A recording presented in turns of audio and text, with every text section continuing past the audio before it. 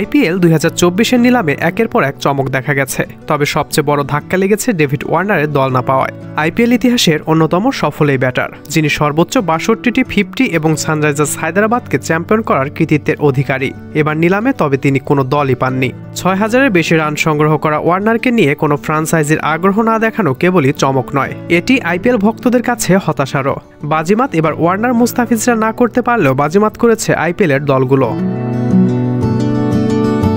ওয়ার্নারের পাশাপাশি দল পাননি নিউজিল্যান্ডের সাবেক অধিনায়ক কেন উইলিয়ামসন। সানরাইজার্স হায়দ্রাবাদ এবং গুজরাট টাইটান্সের হয়ে 10টি মৌসুম খেলা কেন উইলিয়ামসন করেছেন 2128 রান, যার মধ্যে রয়েছে 18টি 50। তবে 125 স্ট্রাইক রেটের কারণে হয়তো দলগুলো তাকে এড়িয়ে গিয়েছে।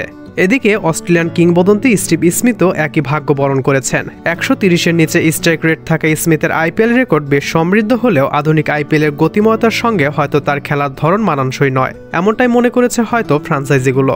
এদিকে ইংল্যান্ডের আগ্রাসী ব্যাটসম্যান জনি বেয়ারস্টো দল না পাওয়ায় অবশ্য কিছুটা অপ্রত্যাশিতই ছিল।